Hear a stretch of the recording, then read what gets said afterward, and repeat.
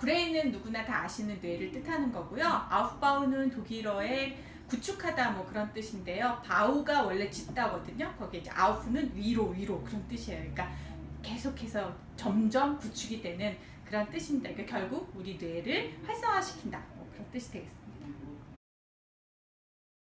아웃바우 브레인의 대상은 초등학교 1학년에서 3학년 까지입니다. 우리가 그렇게 정한 이유가 있죠. 그렇죠. 예, 그러니까 제가 음악원을 운영하고 있는데 여기 오는 친구들을 보면 6, 7세는 굉장히 창의적이에요. 그러다가 8, 9세 이렇게 초등학교 입학을 딱 하고 나면 애들이 자꾸 정답만 얘기해요. 그리고 정답이 아닌 자기의 창의적인 아이디어를 이야기할 때는 굉장히 또 눈치를 보고 뭐 이런 상황들이 생기더라고요. 1학년인데도. 그렇죠. 근데 저는 교수님 생각보다 더 심화해서 좀 확장해서 얘기하면 우리나라가 생후 3개월부터 어린이집을 다녀요.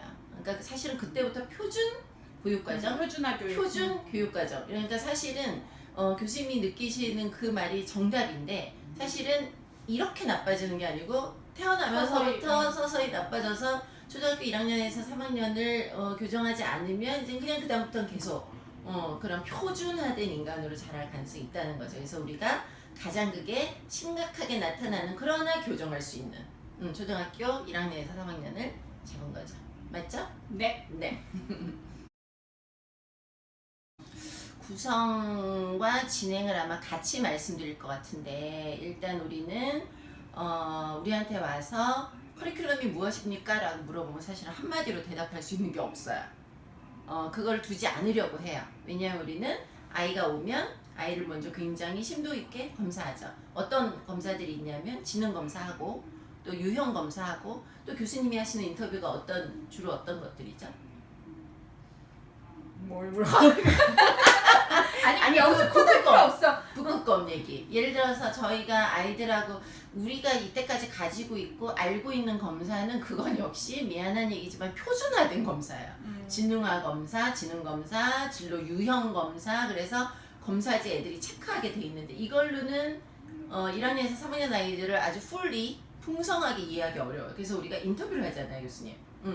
인터뷰할 때 일단 이제 저는 이미지를 좀 보여줄 거예요. 그 이미지는 표정이나 상황으로 봤을 때 굉장히 다양한 이야기가 가능한 이미지들을 골라서 그 이미지를 보여줬을 때 우리 친구들이 어떤 이야기를 하는지 굉장히 개별적인 차이가 나타나죠. 그쵸. 그러니까 본인이 경험한 거에 대한 이야기도 나타나고 혹은 간혹은 가정 환경이 막 이야기가 되기도 하고 혹은 자기 심리적인 그런 상태 뭐 그래서 예를 들면 뭐 그냥 고개를 숙이고 있는데 얘는 걱정이 많아요 이런 식의 표현을 한다든지 그러니까 아이들이 본인의 상태를 굉장히 구체적으로 설명해 줄 수 있는 그런 제공을 하는 거죠. 오케이. 그래서 우리가 검사하는 이유는 이 아이의 차별적인 출발점을 정하기 위한 거예요. 오케이. 1단계 출발점을 정했어요. 그 다음에 저희는 raw material, 아주 정해지지 않은 원재료들을 제공해요. 왜냐하면 저희가 어떤 커리큘럼이 책자로 구성되어 있는 걸 주는 순간 얘네는 그냥 그대로 따라오게 돼 있는 거고요.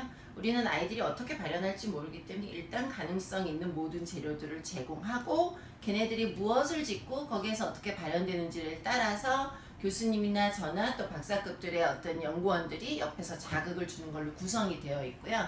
사실은 저희는 이거 설명하기가 사실 어머니들한테 제일 어려워. 왜냐하면 어머니들은 오시면 뭐 배울 거예요? 매뉴얼 주세요, 커리큘럼 주세요, 몇 주 코스로 어떻게 진행돼요. 저희가 아주 정직하게 말할 수 있잖아요. 정직하게 말하는 것은 저희도 몰라요. 왜? 아이들이 아직 오지 않았으니까. 아이들이 오면 그 아이들을 검사하고 거기에 따라서 저희가 그 아이만의 only 독특한 커리큘럼을 만드는 거죠. 그러니까 엄마가 그렇게 질문하는 이유도 기존에 있는 창의력을 키워준다는 기관에서 그런 것들을 제공했기 때문일 거라고 생각해요. 근데 결국 엄마도 선생님도 아무도 창의적이지 않으면서 창의적인 아이를 키우겠다고 생각했던 거죠. 인정해야죠. 우리 바우하우스라고 아마 들어보셨을 텐데요. 대부분 이제 건축이나 디자인 쪽에서 많이 활용하는 그런 커리큘럼으로 생각하시는데 연구를 해보니까 바우하우스가 세계 최초의 창조학교? 세계 최초의 창조학교? 뭐 이런 개념이었더라고요. 그래서 거기서 사용했던 그 초기 그 커리큘럼을 한번 도입을 해봤어요. 거기서 이야기하는 것들은 여러 가지 재료, 지금 뭐 예를 들면 나무, 돌, 뭐 금속, 유리, 패브릭, 뭐 심지어는 색, 톤 이런 것도 들어있어요. 그래서 이런 것들을 아이들이 다루면서 어떤 생각들을 하는지 그 재료를 가지고 할 수 있는 것들이 뭔지를 스스로 찾아내게 하는 것, 그런 과정도 저희 포함을 시켜보려고요. 굉장히 좋은 질문이신데요.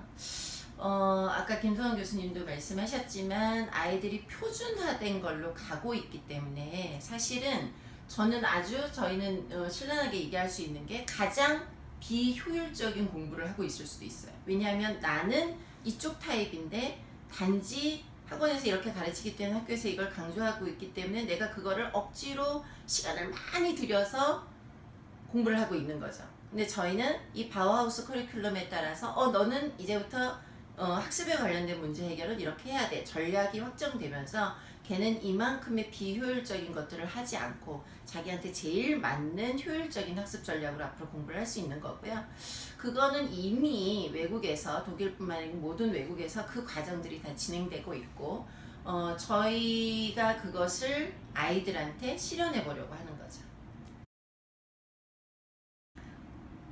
일단 그 프로그램과 저희 그 교사진들을 믿어주셨으면 좋겠어요. 그러니까 지금 저희가 설명드렸듯이 어떤 커리큘럼을 지금 제시할 수 없고 아이와 만나서 거기에 맞춤형으로 하겠다는 이 의지 자체를 굉장히 좀 귀하게 여겨주셨으면 좋겠고 그로 인해서 우리 아이가 정말 자신의 재능을 발견하고 자기 창의력을 계속해서 끊임없이 개발해 나갈 수 있는 용기를 얻고 그거를 통해서 그것도 학습에 연결시키고 이런 과정들이 일어날 거라고 믿어주시면 그러면 아이도 저희도 행복하게 이 프로그램을 잘 마무리할 수 있을 것 같습니다. 그 예전 시대에는 한 선생님이, 제가 고등학교 다닐 때는 저희 반이 70명이었어요. 한 선생님이 70명을 가르쳐도 되는 시대가 있었겠죠. 그리고 한동안은 저희가 1대1 혹은 1대 소수 이런 게 집중되는 시대였고, 사실 지금 필요한 교사와 아동의 어떤 비율은 아이 한 명에 교사 여러 명이, 왜냐면 아이가 워낙 가능성이 많고 유전자적으로 훌륭하기 때문에 그거를 가르칠 수 있는 선생님들이 많은 구조여야 되는데 저희는 그런 구조를 좀 따라가려고 하는 거고요. 그러는 이유는 아까 교수님 잠깐 말씀하셨지만 저희보다 지금 태어난, 지금 자라고 있는 아이들이 훨씬 가능성과 창의성과 잠재력과 역량 뭐 등등등을 많이 가지고 있기 때문이죠. 그걸 인정하는 것이고요. 저는 아동학을 전공한 박사인데요. 저는 아이들을 만나고 검사하고 그 아이들하고 수업하면서 제일 많이 느낀 게 정말 망가지지 않은 그 자체 그대로 왔으면 좋겠어요. 이 얘기는 특히 우리가 이제 초등학교 1학년, 3학년 그 나이를 잡은 거하고도 연결이 되는데 준비할 거 없어. 그냥 와. 너 자체로 그냥 와. 우리가 너를 귀히 여길 거고 수용할 거고 그리고 너의 있는 모습 그대로를 우리가 발견해 줄 거고 그래서 개발시켜 줄 거고 그리고 이 시대의 최고의 모습으로 자라나도록 도와줄게 라는 마음이기 때문에 그대로 오셔도 좋을 것 같아요. 저는 학교에서 1등하고 칭찬 많이 받는 친구는 안 왔으면 좋겠어요. 왜냐하면 지금 현재 대한민국 교육 과정에서 학교에서 하는 활동을 잘하는 친구들은 창의적일 확률이 좀 적어요. 근데 우리는 여기서 이제 엄청난 창의력을 이끌어줄 거기 때문에 그래서 이런 친구들 있잖아요.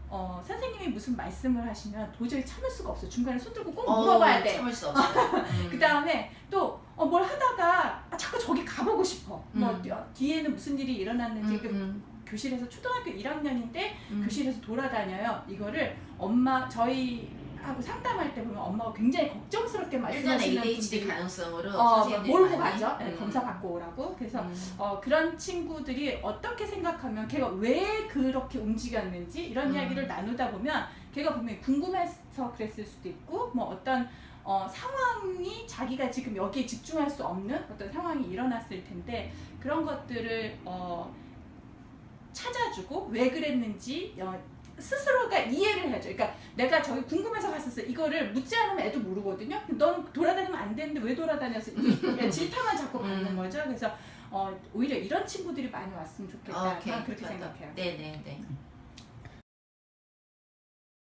모든 인생은 문제를 해결하는 과정이라고 생각을 해요. 얘네도 마찬가지고.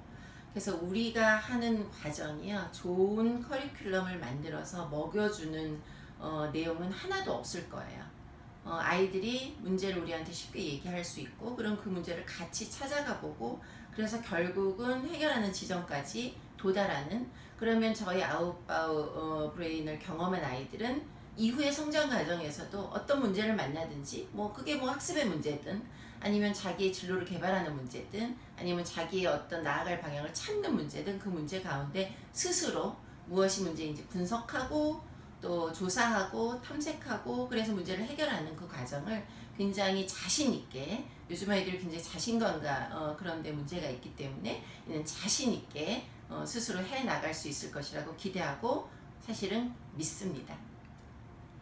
저는 이 시대가 원하는 인재가 어떤 인재인지에 대한 생각을 했는데 여태까지는 많은 능력을 가진 사람이 성공하는 시대였다면 지금은 한 가지 능력을 가진 사람이 나와 다른 능력을 가진 사람들과 어떻게 협업을 이뤄서 성취해내느냐 이런 것도 중요하다고 생각하거든요. 그래서 우리 요 소그룹으로 이루어지는 요 아웃바우 브레인 프로그램을 통해서 내가 갖고 있지 않은 장점을 저 친구가 가지고 있구나. 저런 친구와 같이 이렇게 저 친구의 아이디어를 도입하니까 내가 더 이렇게 발전할 수 있구나. 뭐 이런 경험도 좀 했으면 좋겠어요. 그래서 내 아이 하나가 똑똑하고 훌륭한 아이로 자라는 그런 희망보다는 우리 아이가 가지고 있는 능력을 가지고 더불어서 훌륭한 친구가 되는 그런 프로그램이었으면 좋겠습니다.